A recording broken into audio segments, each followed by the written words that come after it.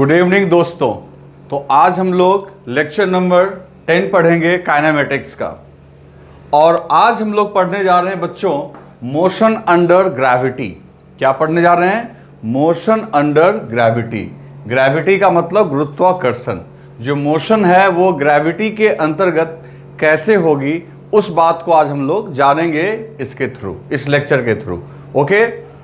अब तुम्हारे दिमाग में ये ख्याल आ सकता है कि सर अभी हम लोग वन डायमेंशन के केस नंबर 3 पे हैं। कहाँ पे हैं? वन डायमेंशन के केस नंबर 3 पे। और केस नंबर 3 क्या है? कांस्टेंट एक्सेलरेशन का।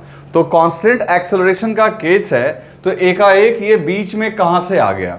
तो दोस्तों अभी कुछ ही देर में आप हर एक चीज समझ जाओगे कि ये एकाएक बीच में आया क्यों।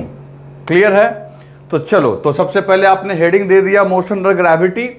अब इसका मतलब समझते हैं। पहले बच्चों एक चीज समझो, तुम जो मोशन हो रहा है यहां पे, इस मोशन के लिए रिस्पॉन्सिबल कौन है? ये ग्रेविटी। ग्रेविटी मतलब ग्रेविटेशनल फोर्स। मतलब ये मोशन हो रहा है, motion due to gravitational force, गुरुत्वाकर्षण बल की वजह से। तो सवाल यह है कि जैसे देखो कोई कार क्यों चलती है? क्योंकि कार के अंदर क्या लगा हुआ है? इंजन। तो वो इंजन क्या करता होगा? उसके व्हील को रोटेट करता है, फोर्स लगाता है, तो कार चलती है। ठीक इसी तरीके से आप साइकिल में भी आप पैडल लगाते हो, फोर्स लगाते हो। तो यानी ये फोर्स हम या तुम लगा रहे हैं या रोड लगा रही है, जो भी लगा रहा है। ठीक इस तरीके से यहां जब जो मोशन अभी हम लोग पढ़ने वाले हैं, उस मोशन को कोई इंजन नहीं करवा रहा है, उस मोशन को हम नहीं करवा रहे हैं। वो मोशन कौन करवा रहा होगा बच्चों? तो ग्रेविटेशनल मोशन, तो ग्रेविटेशनल फोर्स। तो इसका मतलब है any motion which is performed under the influence of gravity is called motion under gravity. Okay, चलो अब एक चीज समझते हैं। पहले हम लोग यहां पे एक वर्ड लिखेंगे जिसका नाम होगा फ्री फॉल मोशन। क्या नाम होगा बच्चों? Free fall motion. ठीक है, नाम हो गया फ्री फॉल मोशन। अब ये फ्री फॉल मोशन भी इसका ही दूसरा नाम है। कहोगे कैसे? तो सुनो, फ्री फॉल का डेफिनेशन क्या होगा? इसका भी डेफिनेशन यही होगा कि if motion is performed under the gravitational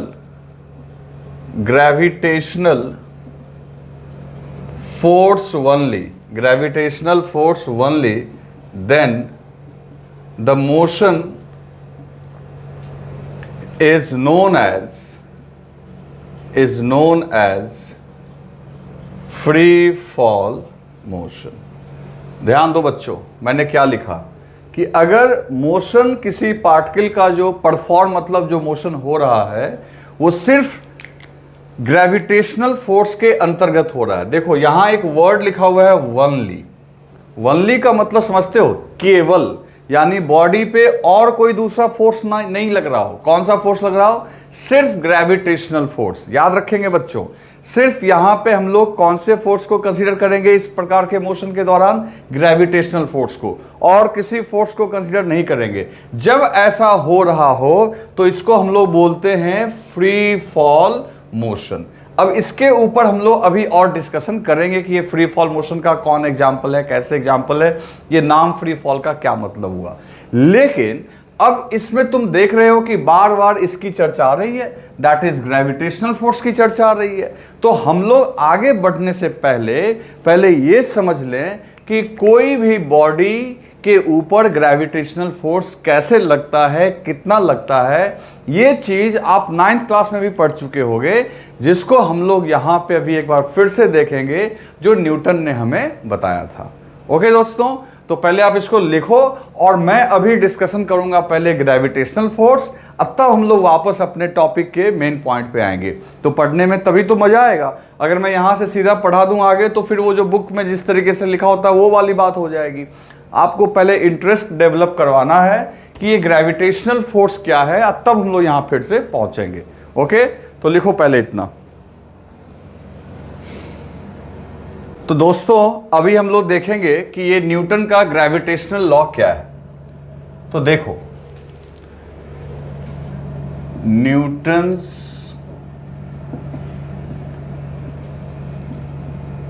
gravitational law, इसके बारे में थोड़ा सा आइडिया आपको 9th क्लास में आपको दिया गया होगा। उसमें क्या है, न्यूटन ने क्या बोला। बच्चों ये हम लोग को 11th में एक अलग चैप्टर भी है ग्रेविटेशन, मैकेनिक्स के लास्ट में आएगा, जिसको हम लोग इलेक्ट्रोस्टैटिक्स के साथ मिला के पढ़ते हैं, क्योंकि दोनों में थोड़ा मैचिंग है।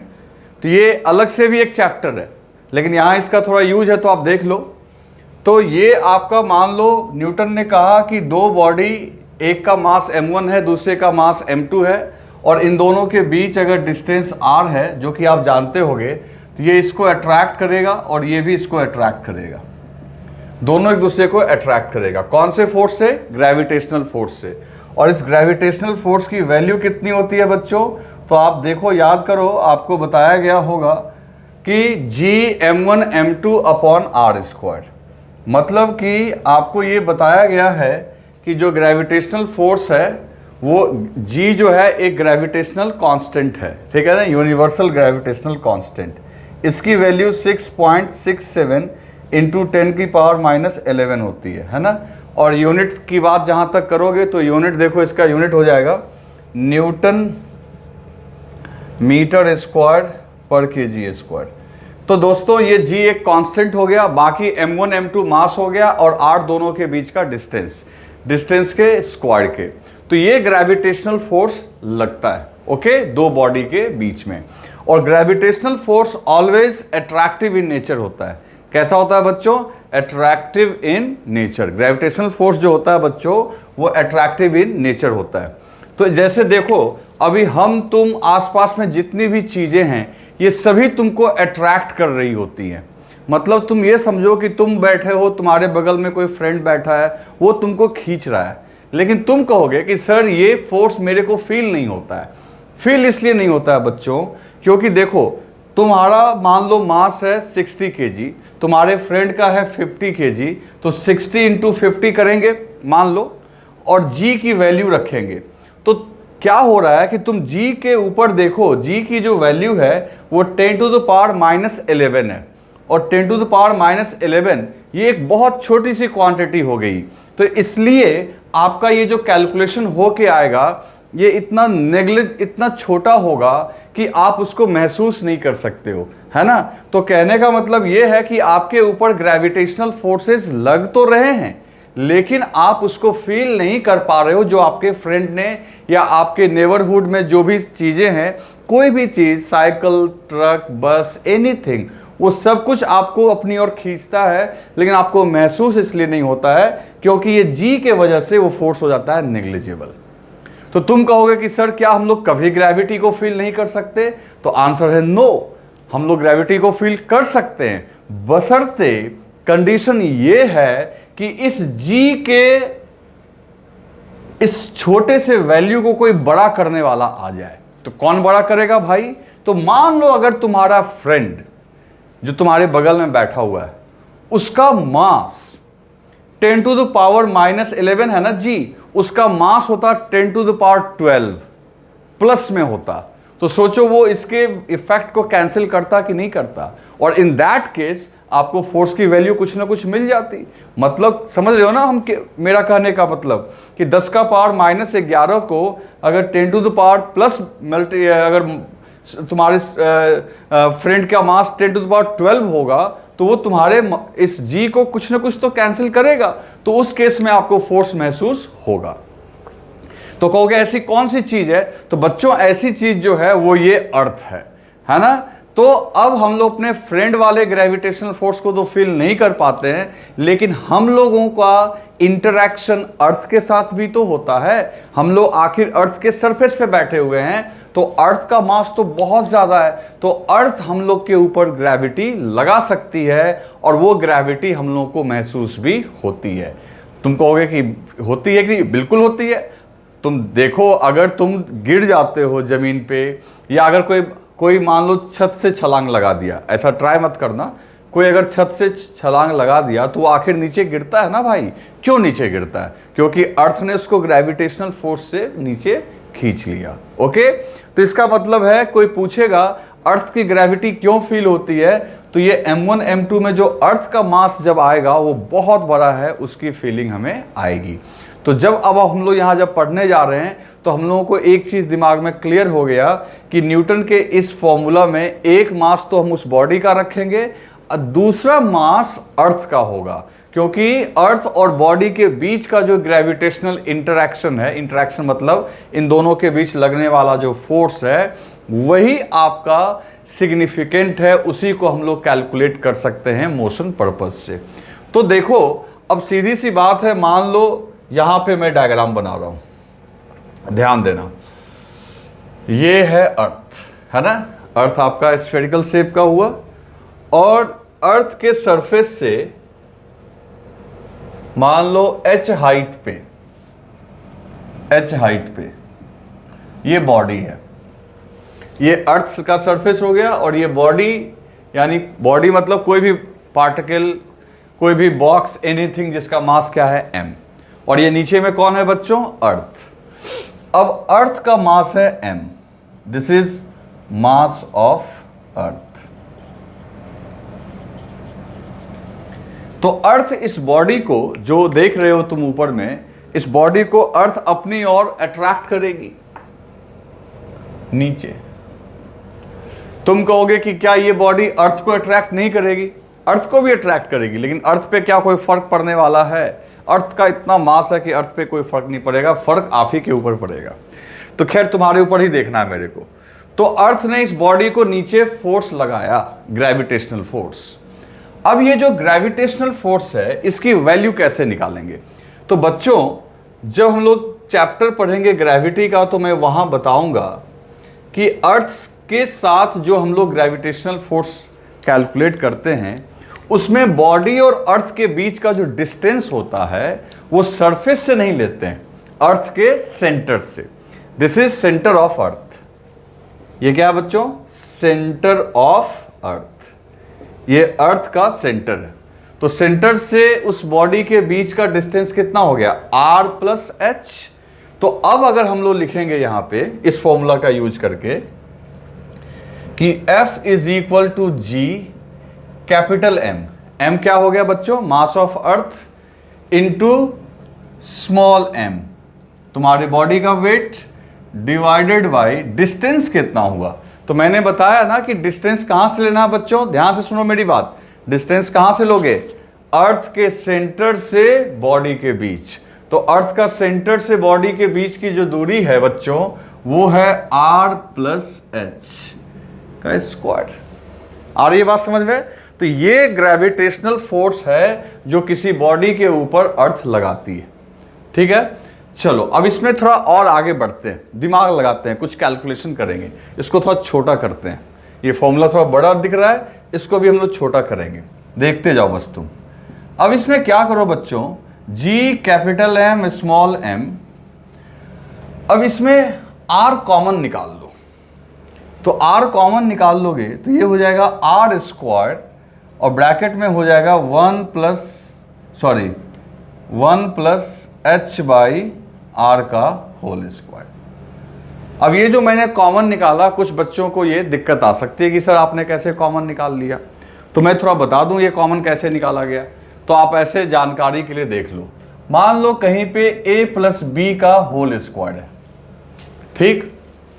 अब इसमें a तो एक ही जगह, दूसरी जगह कॉमन कब निकलता है? जब दोनों में हो। तो लेकिन आपको कॉमन निकालने का एक और तरीका मैं बताता हूं। अगर आप यहां a को बाहर कर लेते हो तो जहां a है वहां तो 1 हो जाएगा, और जहां a नहीं है वहां ए डिवीजन में चला जाएगा। समझ गए ना? ऐसे भी देखो, अगर ये ए अंदर जाएगा तो ये हो जाएगा ए, और ये ए कैंसिल हो जाएगा तो बी वापस तो तुम्हें मिल जाएगा। लेकिन एक चीज और ध्यान रखना होगा, अगर ब्रैकेट के ऊपर जो पावर है तो जिसको कॉमन निकाले हो उसके ऊपर भी वही पावर होगा। क्लियर है? कल को मान लो ऐसे दे दे m प्लस n का पावर 3, अब इसमें कोई n कहे कॉमन निकालने के लिए तो n निकाल लो, फिर m में डिवीजन में n डाल दो, और यहां 1, और यहां भी पावर 3 और यहां भी पावर 3। आ रही है बात समझ में? तो ये मैंने आपको ऐसे ही बता दिया ताकि आप 11th के बच्चे हो, कुछ लोगों को हो सकती है इसमें समस्या, तो वो आप देख लो कैसे मैंने किया। ठीक है, ये ऐसे ही आप कहीं लिख लेना। अब यहां पे आ जाओ, वही काम यहां पे हुआ। r को अगर हमने बाहर निकाला तो पावर के हिसाब से r² बाहर निकलेगा, यहां 1 और यहां h/r। क्लियर है? अब एक बात सोचो, ये r क्या है बच्चों? तो ये r है रेडियस ऑफ अर्थ। क्या है बच्चों? रेडियस ऑफ अर्थ। और अर्थ की रेडियस जो तुम जानते होगे, जनरल नॉलेज में तुमने पढ़ा होगा, 6400 किलोमीटर्स होती है। कितनी होती है? 6400 किलोमीटर्स, बहुत ज़्यादा, लेकिन फिक्स्ड होती होगी। तो आर भी कांस्टेंट है, अर्थ की रेडियस तो गिवन है, ये चेंज थोड़ी होती है। अर्थ का मास भी कांस्टेंट है। तो अब देखो जरा यहाँ पे, ये 3 टर्म्स जो हैं ये ऑलवेज कांस्टेंट रहेंगे, क्योंकि यहां तुम एक बॉडी 5 kg का रख रहे हो। कल एक्सपेरिमेंट में तुम्हारा मन बदल गया, तुम 10 kg का रख दो, 12 kg का रख दो, हाइट तुम 20 मीटर पे रख लो, 40 मीटर पे रख लो, मतलब तुम m चेंज कर सकते हो, h चेंज कर सकते हो। क्या नहीं चेंज कर सकते हो? तो अर्थ का मास वो तुम नहीं बदल सकते। क्या नहीं बदल सकते हो? तो r रेडियस भी तुम नहीं बदल सकते। तो इन तीनों को और g तो पहले से ही कांस्टेंट है, तो क्यों ना एक काम करें, इन तीनों कांस्टेंट के जगह इन तीनों की वैल्यू रख के सॉल्व कर लें और कैलकुलेशन पर्पस से एक ही कांस्टेंट रखें।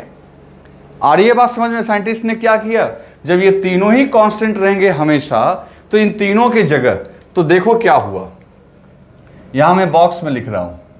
तो साइंटिस्ट ने Gm/r², ये तीनों कांस्टेंट क्वांटिटी है, इनके जगह एक छोटा कांस्टेंट नहीं, छोटा g बोलना चाहता था मैं, देखो स्मॉल g नामक एक कांस्टेंट बना लिया। Small g is nothing, small g इन तीनों का क्या है? कॉम्बिनेशन। स्मॉल g जो है इन तीनों का कॉम्बिनेशन है, इन तीनों कांस्टेंट्स का क्या है? कॉम्बिनेशन।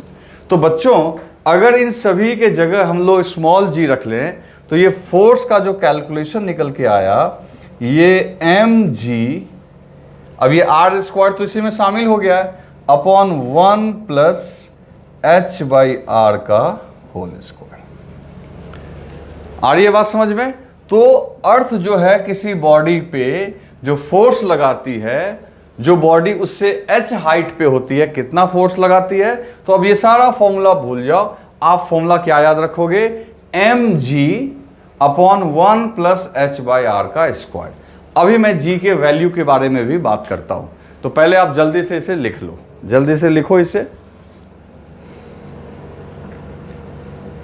तो दोस्तों अभी हमारा जो फोर्स कैलकुलेट होके आया वो आया F = mg upon 1 plus h/r का स्क्वायर। तो ये फॉर्मूला अभी हमने निकाला, ठीक है, ये फॉर्मूला अभी हमने निकाला, जहां पे सबके बारे में मैंने आपको बता रखा है। m आपका बॉडी का मास है, g के बारे में तुम जान गए।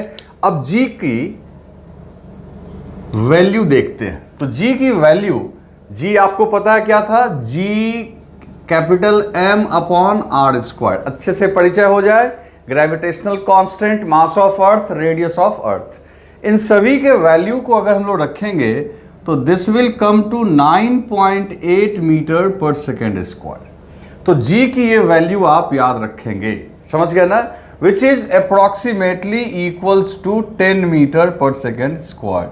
तो कुछ प्रॉब्लम में हम लोग 10 लेके भी सॉल्व करेंगे। अगर प्रॉब्लम में अपने को 10 लेने को कहेगा तो हम लोग इसको कंसीडर करेंगे।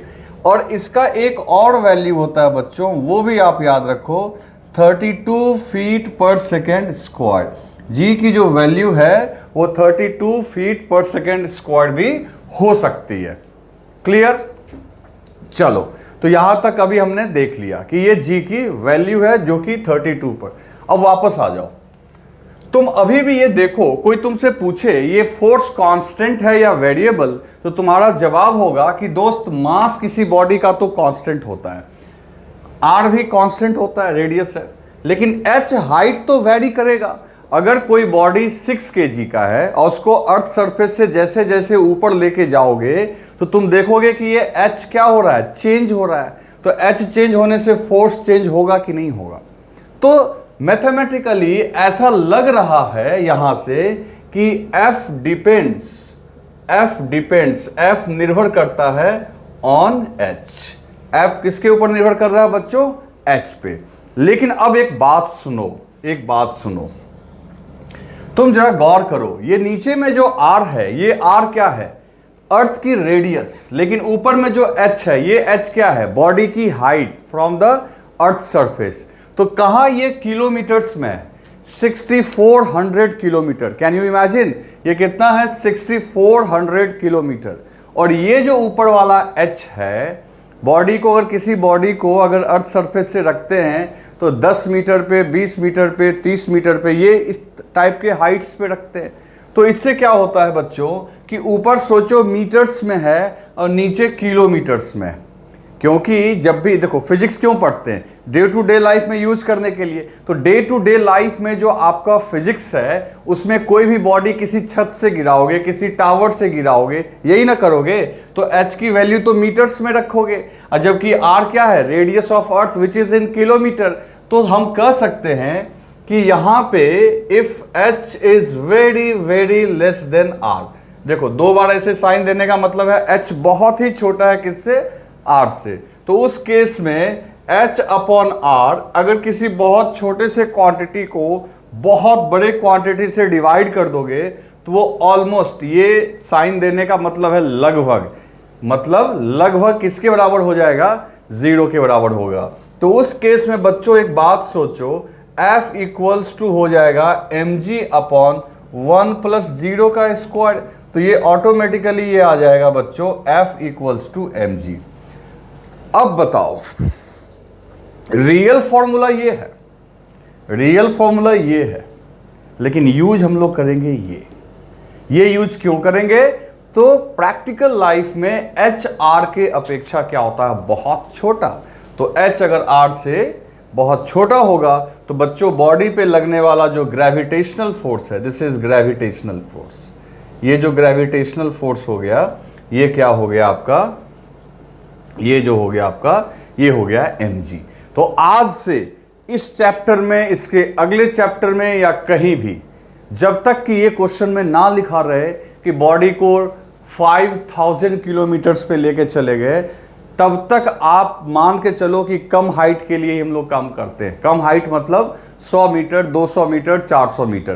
तो आपको इस चैप्टर में या न्यूटन्स लॉ में या फ्रिक्शन में या वर्क पावर एनर्जी, जितना भी चैप्टर आएगा, किसी भी चैप्टर में ग्रेविटेशनल फोर्स की जो वैल्यू आपको हमेशा लेनी है वो लेनी है mg, जहां m उस बॉडी का मास हो गया और g हो गया आपका 9.8 एक कांस्टेंट। मतलब कि आज से तुमने दिमाग में ये सेट कर लेना है कि किसी भी बॉडी के ऊपर लगने वाला ग्रेविटेशनल फोर्स है mg। और तुम कह सकते हो कि this does not depend on height h। बस शर्त हमारा क्या होना चाहिए कि h बहुत छोटा होना चाहिए। तो जिस h, ये फॉर्मूला में h पे डिपेंड कर रहा है, लेकिन इस फॉर्मूला में वो h पे डिपेंड नहीं कर रहा है। लेकिन ये फॉर्मूला तभी तक लगा सकते हो जब तक h कम हो, मतलब कि किसके कंपेयर में कम हो? रेडियस ऑफ अर्थ के कंपेयर में। तो एक बात अपने को समझ में आ गई है कि mg is the constant force, does not depend on height for small height. Okay, तो आज से mg समझ गए। चलो अब देखते जाओ, बस हम लोग मंजिल के करीब पहुंच गए। अब इस जी का नाम तुम सुनते होगे एक्सेलरेशन ड्यू टू ग्रेविटी। इस जी को हम लोग क्या बोलते हैं? Acceleration due to gravity. क्यों बोलते हैं अब समझ में आ जाएगा। तो सोचो कि अगर कोई बॉडी अर्थ सरफेस से सर्टेन हाइट पे है ना, तो उस पे एकमात्र फोर्स नीचे लग रहा है। ये एरो जो ऐसे मैं दिखा रहा हूं, इसका मतलब है फोर्स नीचे लग रहा है। कौन सा फोर्स बच्चों? mg, जो क्या है? गुरुत्वाकर्षण बल है। ठीक। अब इस बॉडी पे अगर नीचे फोर्स लग रहा है तो अगले चैप्टर में मैं पढ़ाऊंगा Newton second law of motion, Newton के गति के नियम। तो उसमें सेकेंड लॉ एक दूसरा गति नियम आता है जिसमें मैं आपको सिखाऊंगा थोड़ा एडवांस में। पहले ही हम लोग सीख देखते हैं। यहाँ पे ये है F इक्वल्स टू ma। ये हम लोग का कौन सा है? Newton second law, Newton second law, Newton का दूसरा गति नियम। ठीक है। तो न्यूटन का सेकेंड लॉ बोलता है बच्चों फोर्स बराबर मास इनटू एक्सेलरेशन। अगर मान लो जैसा कि हम लोग यहाँ पे मोशन अंडर ग्रेविटी पढ़ रहे हैं, जहां सिर्फ हम लोग किसको कंसीडर कर रहे हैं? ग्रेविटेशनल फोर्स को। किसको कंसीडर कर रहे हैं? ग्रेविटेशनल फोर्स को। अगर सिर्फ ग्रेविटेशनल फोर्स को कंसीडर करेंगे तो F के जगह सिर्फ ग्रेविटेशनल फोर्स Fg लिख दो, equals to mass into acceleration, है ना। मास हो गया बॉडी का और ये हो गया एक्सेलरेशन। अब बच्चों इस Fg के जगह क्या रखोगे? Fg के जगह रख दोगे mg, तो mg बराबर m इंटू ए। आ रही है बात समझ में? अब देखो बॉडी का मास कैंसिल, तो बॉडी का एक्सेलरेशन किसके बराबर आ गया? g के बराबर आ गया, जो कि 9.8 है। तो अब देखो ये जो एक्सेलरेशन है ये ग्रेविटी के वजह से है कि नहीं है? जो किसके बराबर है? g के बराबर है। तो इसलिए इसका नाम रख दिया गया है बच्चों एक्सेलरेशन ड्यू टू ग्रेविटी, ये भी बोल सकते हैं इसको। तो अब एक बात यहां गौर करना, ये जो एक्सेलरेशन निकल के आया, ये एक्सेलरेशन में मास तो कैंसिल हो गया, तो तुम कह सकते हो कि ये एक्सेलरेशन जो है ये एक तो पहली बात है कांस्टेंट है। क्यों कांस्टेंट हुआ? क्योंकि यहां पे g की ये एक्सेलरेशन g के बराबर है और g अपने आप में क्या है? एक कांस्टेंट क्वांटिटी है। तो ये एक्सेलरेशन एक तो कांस्टेंट है और ऊपर से does not depend on mass of the body, mass of the body. बच्चों ये जो एक्सेलरेशन है ना ये हाइट पे डिपेंड कर रहा है और ना बॉडी के मास पे डिपेंड कर रहा है। बॉडी के मास पे क्यों डिपेंड नहीं कर रहा है? तो तुम देख ही रहे हो ना, बॉडी का मास कैंसिल ही हो गया। तो अब देखो ये थोड़ा सुनने में तुम्हें अजीब लगेगा, लेकिन तुम्हें मैथमेटिकली इसी को मानना होगा। अगर मान लो 10 केजी का कोई बॉडी हो या 1 केजी का हो, 10 केजी का हो या 1 केजी का हो, दोनों का जो एक्सेलरेशन ड्यू टू ग्रेविटी होगा, दोनों की जो एक्सेलरेशन होगी वो किसके बराबर होगी? g के बराबर। क्योंकि दोनों का जब एक्सेलरेशन निकालने जाओगे तो मास तो कैंसिल ही हो जाएगा, तो a इक्वल्स टू क्या हो जाएगा? g। समझ में आ रही है बात? तो एक चीज अपने को समझ में आ गया कि वो एक्सेलरेशन जो ग्रेविटी पैदा करती है, बच्चों ध्यान से सुनना मेरी बात, वो एक्सेलरेशन जो ग्रेविटी पैदा करती है वो सारे बॉडी के लिए क्या होती है? सेम। और उसकी वैल्यू कितनी होती है? g। और उसका डायरेक्शन क्या होगा? तो बहुत सिंपल है कि पृथ्वी, यानी ये जो न्यूटन का लॉ है आपने थोड़ा बहुत 9th क्लास में सीखा होगा, और ऐसे भी मैंने भी 1-2 बार वेक्टर में भी बताया आपको कि जिधर फोर्स लगता है उधर ही एक्सेलरेशन होता है। तो आखिर ये फोर्स कौन सा फोर्स यहाँ पे लग रहा है? Gravitational force. और ग्रेविटेशनल फोर्स हमेशा किधर लगता है? पृथ्वी के सेंटर की तरफ, यानी नीचे। तो बच्चों कोई भी बॉडी पे जो ग्रेविटेशनल फोर्स लगेगा वो डाउनवर्ड डायरेक्शन, नीचे डायरेक्शन में लगेगा, तो ऑटोमेटिकली जिधर फोर्स उधर एक्सेलरेशन। तो एक्सेलरेशन ड्यू टू ग्रेविटी जो g है ये ऑलवेज किधर लगता है? नीचे। तो इसके बारे में 3 चीजें याद रखनी है जो मैं भी लिखूंगा। पहली बात कि एक्सेलरेशन ड्यू टू ग्रेविटी का मैग्नीट्यूड हो गया 9.8। ये सारे बॉडी के लिए सेम होता है चाहे उसका कुछ भी मास हो, प्लस ये हाइट के ऊपर डिपेंड नहीं करता है। शर्त यह है कि हाइट बहुत छोटा होना चाहिए r के कंपेयर में, 400-500 मीटर। और चौथी बात ये है कि ये आपका मास पे भी डिपेंड नहीं करता है और डायरेक्शन इसका हमेशा नीचे होता है। क्लियर? तो पहले जल्दी से लिखो इसको, फिर मैं आगे बता रहा हूं आपको। तो दोस्तों अब हम लोग उस पॉइंट्स को यहां पे लिखते हैं, एक्सेलरेशन ड्यू टू ग्रेविटी के बारे में। ड्यू टू ग्रेविटी जो अपना A = G आया है। तो पहली बात, it does not depend on mass of the body.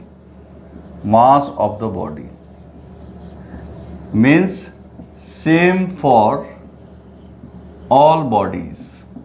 ठीक है। दूसरी पॉइंट क्या है कि इट इज ऑलवेज, हमेशा बच्चों, हमेशा ऑलवेज डायरेक्टेड टूवर्ड्स। टूवर्ड्स मतलब क्या होता है? की ओर, टूवर्ड्स द अर्थ सरफेस। मतलब सेंटर ऑफ अर्थ की बात कर रहा हूं मैं, नीचे की ओर, डाउनवर्ड। डाउनवर्ड भी बोल सकते हो, डाउनवर्ड। और तीसरी बात, डज नॉट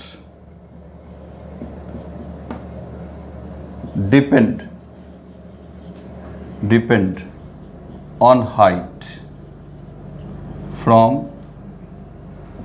सरफेस। लेकिन इसके लिए कंडीशन है बच्चों, वो हाइट क्या होना चाहिए? रेडियस से बहुत छोटा। तो ये सारी चीज़ें आप अच्छे से ध्यान में रखेंगे कि ये बॉडी के मास पे भी डिपेंड नहीं करता है, हाइट पे डिपेंड नहीं करता है, और ये हमेशा किधर होता है? डाउनवर्ड डायरेक्शन में, ऑलवेज। तो एक बात सोचो, अब तुम्हें इसका अंदाजा लग गया होगा कि एकाएक ये क्यों आया। तो बच्चों अगर ये एक्सेलरेशन यहाँ पे कांस्टेंट है तो हम लोग तो पढ़ ही रहे हैं अभी केस नंबर 3। केस नंबर 3 पढ़ रहे हैं कि नहीं पढ़ रहे हैं, जिसमें एक्सेलरेशन अपना क्या होता है? कांस्टेंट। तो इसलिए ये बच्चों एकाएक यहां पे आपका आ गया। आई बात समझ में? चलो, तो अभी तक हमने ये पता कर लिया कि ग्रेविटी के दौरान, ग्रेविटेशनल फोर्स की वजह से बॉडी को एक एक्सेलरेशन होती है G, किधर? डाउनवर्ड। अब हम लोग वापस चलते हैं अपने डेफिनेशन पे, जो हमने फ्री फॉल के बारे में या मोशन द ग्रेविटी के बारे में बताया था। तो अब इसको जल्दी से लिखो और हम लोग वापस चलते हैं वहां पे। तो अब बच्चों बात करते हैं हम लोग फ्री फॉल मोशन की, है ना। तो देखो, फ्री फॉल मोशन, पहले तो मैं आपको यह बता दूं कि ये जो फ्री फॉल मोशन है, इसका अगर कोई डेफिनेशन पूछेगा तो मैंने पहले ही लिखवाया कि any motion which is performed under the influence of only gravitational force. ऐसा कोई भी मोशन जो सिर्फ ग्रेविटेशनल फोर्स की वजह से चले हो। इसका मतलब है कि पार्टिकल का एक्सेलरेशन कितना हो? G। तो कभी भी अगर पार्टिकल का एक्सेलरेशन G होगा तो वो फ्री फॉल मोशन कहलाएगा। देखो, फ्री फॉल एक फ्रेज है, एक मुहावरा है। मुहावरा समझते हो ना? फ्री फॉल, कभी भी इसका मतलब मत ये सोचना, फ्री फॉल का अगर तुम हिंदी में ट्रांसलेशन करोगे तो तुम्हें लगेगा कि फ्री फॉल का मतलब हुआ कि बॉडी को छोड़ दो, फ्रीली छोड़ दो और वो नीचे गिर गया। देखो, ऐसे छोड़ दिया तो हमने, ये नीचे गिर गया, तो आपको लगता है दिस इज फ्री फॉल, कि बॉडी को फ्री कर दो और वो फॉल हो गया, फ्री कर दो और वो फॉल हो गया, गिर गया नीचे। तो आपको लगता होगा कि this is called free fall, but ये सही बात नहीं है। ये भी फ्री फॉल है। अगर ऊपर से नीचे फेंके, ऊपर से नीचे आया, दिस इज फ्री फॉल, और नीचे से अगर ऊपर जाएगा बच्चों तो भी फ्री फॉल होगा। देखो, ये थोड़ा सा ना तुमको अजीब लगेगा, तुम्हें लगेगा कि कोई बॉडी को यहां से छोड़ देंगे, नीचे आया तो दिस इज फ्री फॉल। सच्चाई ये है कि अगर नीचे से ऊपर भी फेंक दोगे ना भाई, तो जाते समय भी फ्री फॉल कहलाएगा, आते समय भी फ्री फॉल कहलाएगा। किसी बॉडी को टेढ़ा फेंक दोगे तो ये ऐसे पैराबोलिक पाथ पे चलेगा, ये भी फ्री फॉल कहलाएगा। अब ये जेई एडवांस में पूछा हुआ है। मुहावरा समझते हो ना? जैसे मान लो तुमने हिंदी में कई सारे फ्रेज मुहावरा पढ़ा होगा कि पुलिस के आंख में धूल झोंक देना, चोर लोग करता है ऐसा, तो इसका मतलब क्या तुम सोचते हो कि सचमुच धूल उठा के पुलिस के आंख में झोंक देना? थोड़ी, अरे मतलब धोखा दे देना, या पुलिस को देख के चोर का 9-2-11 हो जाना। तो 9-2-11 होने का क्या मतलब? पुलिस को देखने के बाद जो चोर है वो 9 + 2 = 11 थोड़ी करता होगा। मतलब फ्रेज का मतलब होता है समझो, उसका डायरेक्ट मीनिंग नहीं लेते हैं, समझे बात को? तो ठीक इसी तरीके से फ्री फॉल, ये सब फ्री फॉल है। ऊपर से कोई सिर्फ नीचे गिरा, फ्री फॉल, नीचे से ऊपर जा रहा है तो भी फ्री फॉल, आते समय ही फ्री फॉल, ये भी फ्री फॉल। क्योंकि फ्री फॉल का मतलब है कि this is the motion during which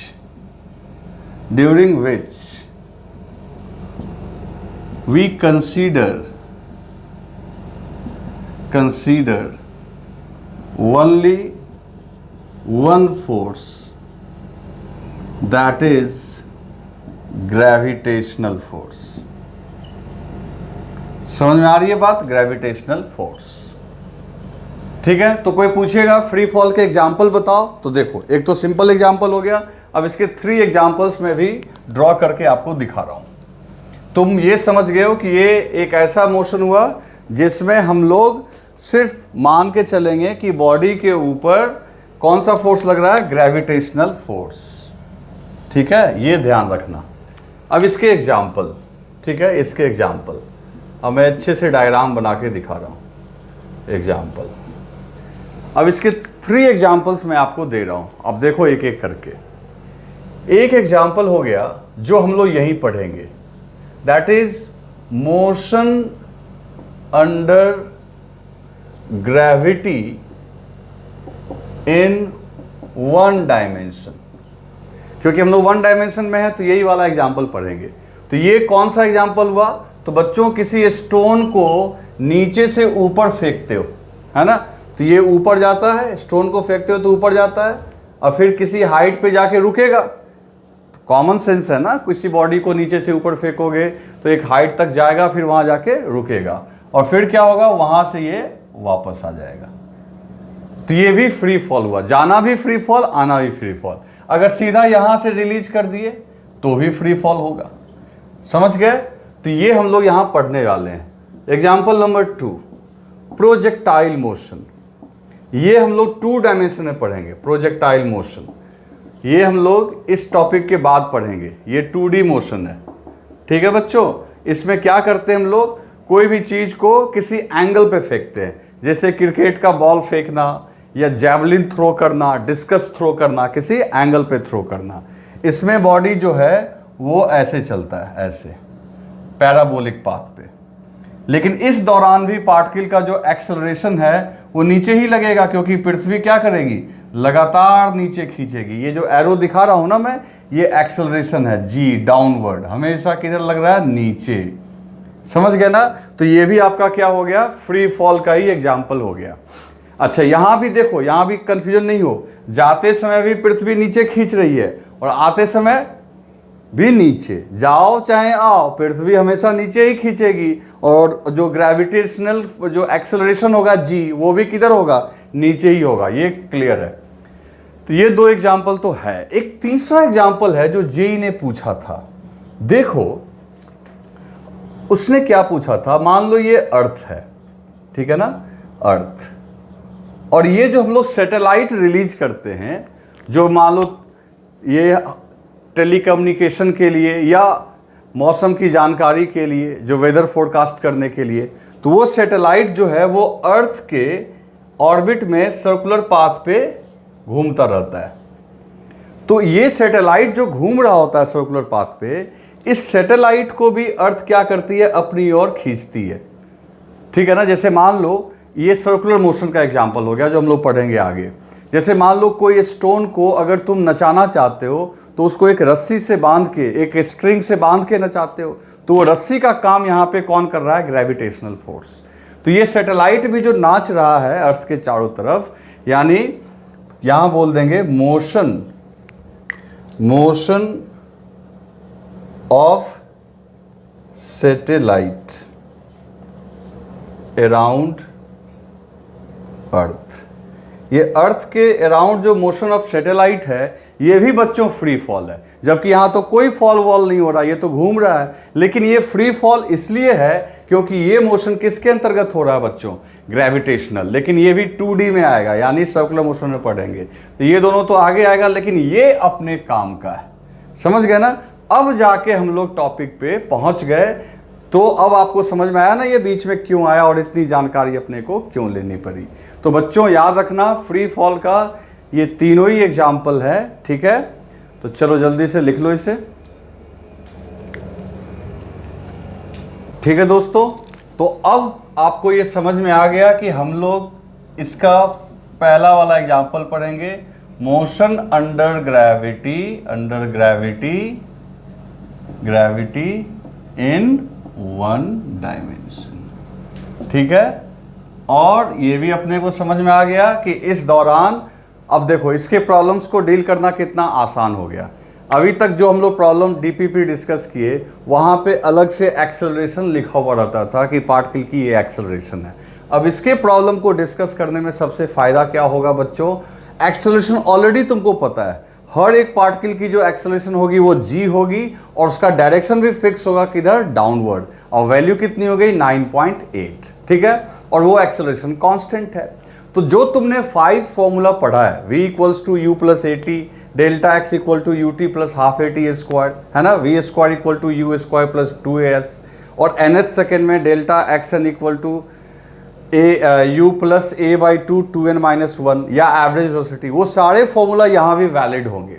क्यों वैलिड होंगे? क्योंकि वो फॉर्मूला तभी वैलिड होते हैं जब एक्सेलरेशन कांस्टेंट होता है। तो यहाँ भी एक्सेलरेशन कांस्टेंट है, लेकिन फर्क क्या हो रहा था कि वहाँ पे हम लोग बॉडी को हॉरिजॉन्टल लाइन पे, यानी समानांतर, ये आपका समतल जमीन पे चला रहे थे, एक्स एक्सिस के लॉन्ग। लेकिन इसके प्रॉब्लम्स जो भी डील होंगे वो किस में होंगे, वाई एक्सिस में।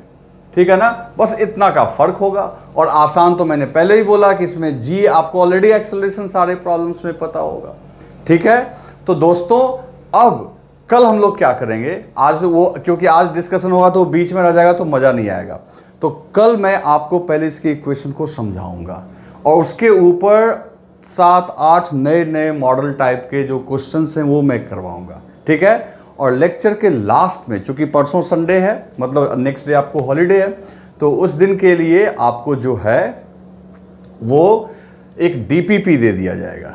ठीक है? और वो डीपीपी में ये ग्रेविटेशन वाले क्वेश्चंस होंगे जिस पे आप प्रैक्टिस कर लेंगे। तो कल मैं पहले आपको प्रॉब्लम टैकल करना सिखाऊंगा, तब पहले आप उसके नेक्स्ट डे जो है वो उसके ऊपर आप क्वेश्चन को सॉल्व करना। ओके बच्चों, तब तक इसको अच्छे से रिवाइज करना जो आज आपको मैंने बताया।